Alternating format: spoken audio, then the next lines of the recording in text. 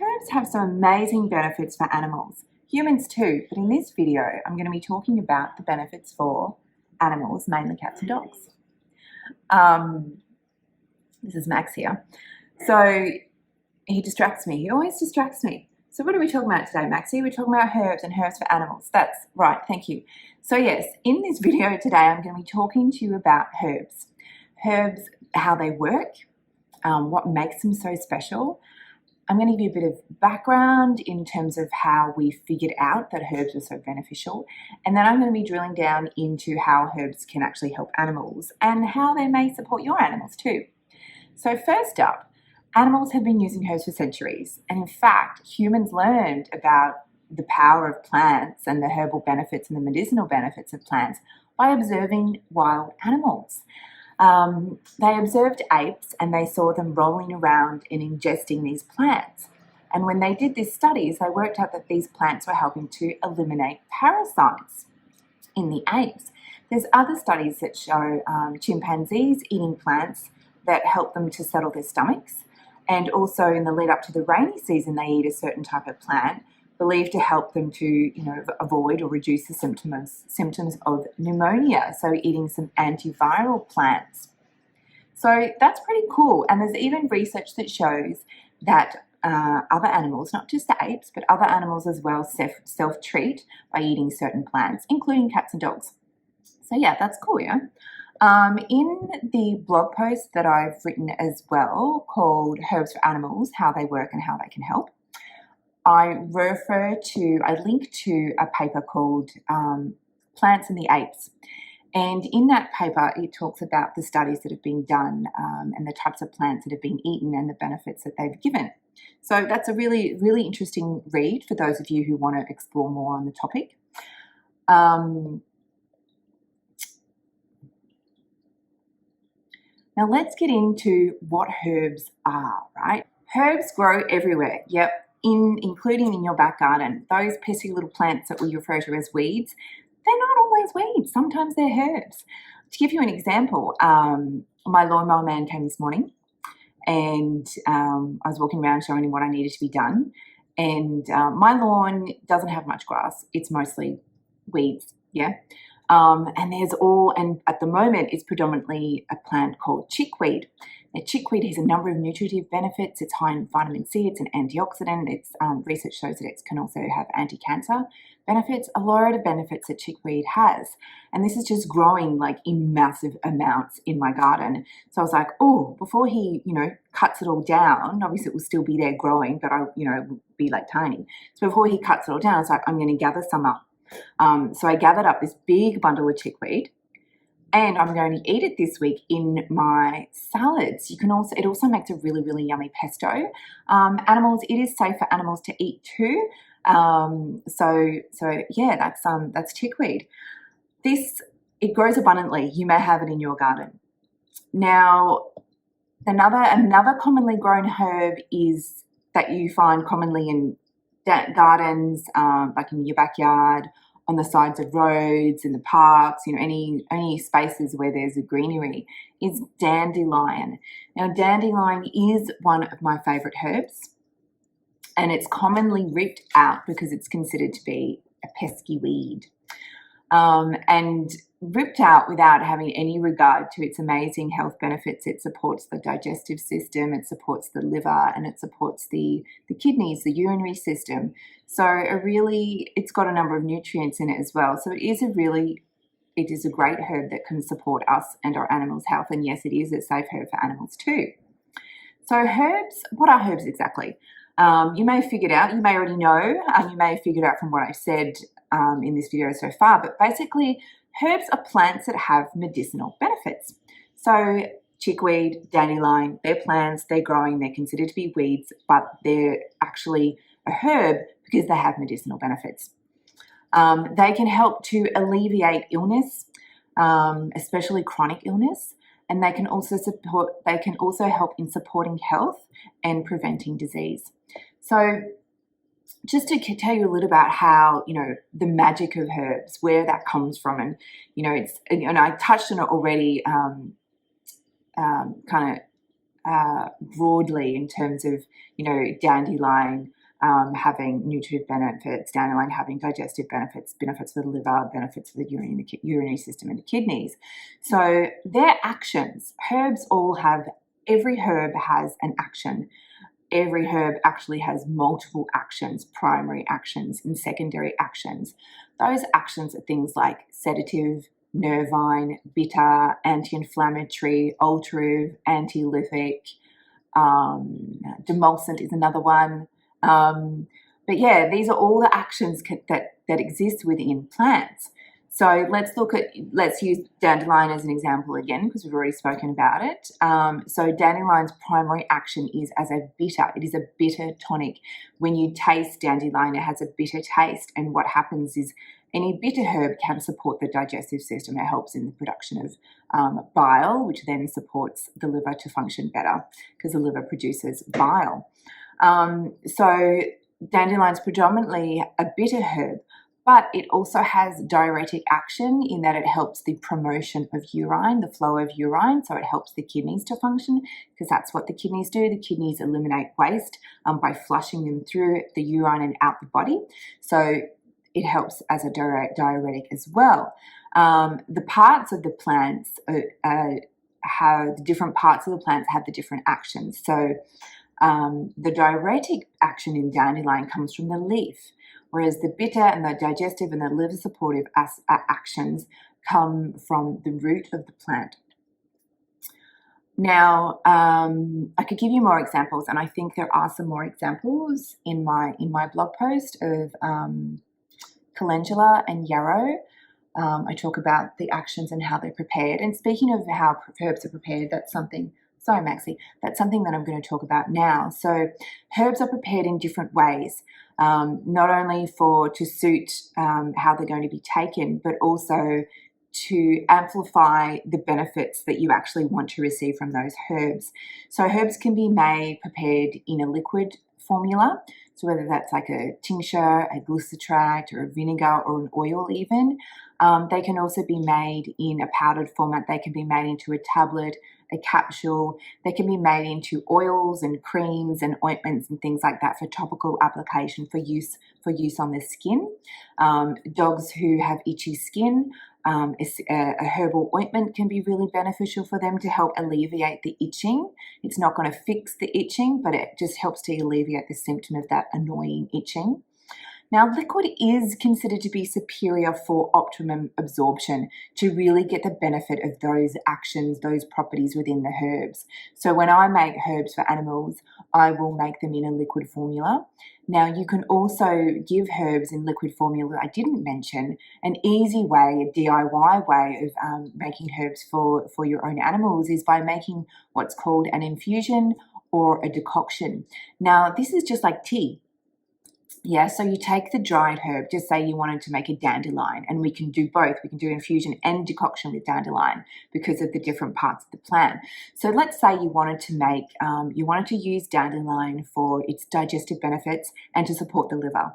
Then you would use the root of dandelion.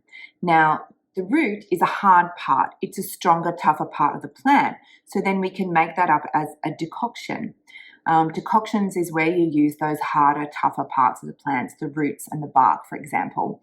So to make a decoction, you take the herb and then you put it in a pot with some water, and then you boil that water, you bring it up to boil, and then you simmer it for 10 to 15 minutes, depends on how strong you want that decoction to be. So that's, and then you simmer it off, and then you strain it, and then if it's for you, you can just drink it. If it's for animal, sometimes, you might want to you could add some bone broth powder to it to make it a bit more tasty for them. But you can also add it to the food and get them to take it that way. We're using the leaf. So if we want to use the dandelion leaf because we want the benefits for the urinary system to support the kidneys, then we would make that as an infusion. So an infusion is a gentler way of making herbs, and we use that for the more fragile parts of the herb. So the leaf and the flowers, basically those parts they're called the aerial parts. So if we look at this little plant that we've got here, not that this is a herb, but we'll go with it. It's a succulent. You would use the leaf. whereas you'd use for the infusion, but you'd use the root, what's in the dirt, for the decoction. So to make the infusion, what you do is you boil up the kettle. You get a mug, or you can get a jar, and you put the herb into the mug or the jar. So the leaf, we're using the dandelion leaf, put it into the cup or the jar. Pour the boiling water in there. If you're using a jar, you can stick the lid on and close it. If you're using a cup, cover that. You don't want all the goodness, all the medicinal properties of the herbs just evaporating into air. So cover it, and then you steep it for 10, 15, 20 minutes, depending on how strong you want the preparation to be. So that's a really, easy but really effective way of, preparing herbs. Now, and I want to speak about that infusion and decoction because I was asked this week about, can the heat affect the viability, the potency of those herbs? Well, yes, it can if the preparations aren't made correctly. So for the decoction and the infusion, which we are using heat, that's what comes into play, is the parts of the plants that you're using. So if you were to use the leaf, prepare the leaf as a decoction, the heat would be too hot and you would destroy the benefits in that leaf. So we use the harder parts, the root, the bark, in the decoction where we're bringing it to boil and then simmering it. The heat is still actively coming through. We use the softer, more fragile parts, the leaf, the flowers, as an infusion where the water is heated, but it's not continually heating. Does that make sense? Okay, so let's talk about herbs and how they can help animals. Now, herbs can help animals in the same way that humans can, helping animals who are sick, helping animals to prevent disease, helping animals to maintain good health. So in my practice, I'm usually making up herbs for animals who are sick. So most people who come to me and seek out my help, their animals are sick, they're suffering from some condition. So people will reach out for that natural support. Now, herbs can focus on supporting a particular organ or a bodily system within the body that is impacted by or that is contributing to the disease. So, for example, one of my favourite herbs is milk thistle. Milk thistle is known to be a renoprotective herb. It helps to protect the kidneys. It also is a hepatoprotective herb. It helps to protect the liver. Now, just to give you an example, if someone comes to me and their animal has kidney disease, then milk thistle, which protects the kidneys, can be beneficial because it supports the kidneys to function better. Another example is skullcap. If someone comes to me, their animal has anxiety, then skullcap has predominant action of being a sedative. So we're using the sedative herbs. They support the nervous system. So supporting the nervous system can help to alleviate the anxiety. So with herbs, it's not about stopping the disease. It's not even really about it's not even about treating the disease. It's actually about supporting the relevant part of the body that is impacted. So the organs or the systems, so the kidneys, the liver, the digestive system, the urinary system. Kidney disease, kidneys require support. Liver disease, liver requires support. So the whole idea is that the herbs step in to support those parts of the organs, those parts of those bodily systems, basically the parts of the body that require additional help because they are struggling. And so with the idea that we're helping those organs, those bodily systems to function better. To give you an example, constipation. Yeah, so I've got a client at the moment who's asked me for some constipation herbs for her cat. So we give the herbs that support the digestive system with a view of alleviating the constipation. Now, that's a very systems-based approach. It's kind of like the veterinary medicine or your standard human medicine approach where we're just looking at the symptoms. When you're using herbalism holistically, it's about so much more than the symptoms. It's about looking at the whole body, the whole animal's body, the physical body, but all of the other aspects of the animal's life that may be contributing to the disease state or the symptom. So using that constipation example again, when we're looking at it from a holistic point of view, symptomatically, yes, constipation is having struggled to poop, right? So yes, there are plenty of laxative herbs that we can give to support the body to poop. But looking at it holistically, what's causing the constipation? In this case, the client has got the cats on some medication that's actually causing the constipation. So it's a bit of a different scenario. We won't use that as an example. But in a hypothetical, and it happens quite a lot, if, when asking the questions, is the animal stressed? Is it a response to rigidity? Is the animal not able to exercise his or her natural behaviors? Does the animal have allergies? Is it a transference of energy from the human? Is the human feeling stuck? And then that stuckness, that energy of stuckness, is being transferred to the animal, so they are actually literally stuck. They can't get their poo out. Or is the human also constipated? This can happen a lot as well. Humans and animals can share the same health conditions. There are so many factors in disease, and herbs can be beneficial. They can be beneficial in actually fixing the root cause of the problem and supporting the body to rebalance to get back to wellness. Now, there's this quote that I love by Mary Wolfe and Greg Tiffold. Just going to read it out for you here. Herbs are used to stimulate, regulate, or adjust natural body functions back into healthy harmony with the rest of the body. The therapeutic effect is directed not at treating disease, but at supporting the body in its efforts to correct the problem itself. In other words, herbs are used to assist the body naturally at what it is designed to do: stay healthy. I love that. I could have just come on this video and said that and be done with it. Herbs can also be used for animals to complement veterinary medicine. So a lot of veterinary medications can be damaging to the liver. And so herbs can be given to support the liver, to help reduce the negative impacts of the drug. And we'll know this by blood test results if the liver enzymes are elevated since being put on a drug. So we can give the animal herbs to support the liver and to minimize the negative impacts of the drug. Some of my favorite herbs I don't have time to go into now, but have a look at my blog post and I talk about the milk thistle, dandelion I've already spoken about, marshmallow, astragalus, and calendula.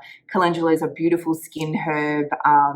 Dandelion, digestive liver support. Marshmallow is great, is a demulcent. Mucilaginous herbs helps with all those mucosal linings within the body, whether there's any inflammation or irritation. Milk thistle I've kind of spoken about as well in terms of supporting the liver and kidneys. But I go into a bit more detail in the blog about where it's contraindicated, so where these herbs shouldn't be used. Most of them are safe, but they can interact with some drugs as well. And on that point, it is really important, yes, you can make infusions and you can make decoctions, but it is really, really important to, if you want to use herbs for animals, to seek out the help of a professional, someone like me, animal herbalist, animal naturopath, who can actually look at your animal's circumstances and prescribe or recommend the herbs for your animal in, the herbs that are right, that are going to be safe, and at the dosages that are right as well. So it's all about safety with that. So yeah, that's all I wanted to share with you. That's all I've got to share with you today. Check out my blog post in the link below. If you want help, if you think that your animal might benefit from herbs, you can book in a herbal consult with me. I'll pop the link to that below as well. Thanks for listening, and let me know if you've got any questions.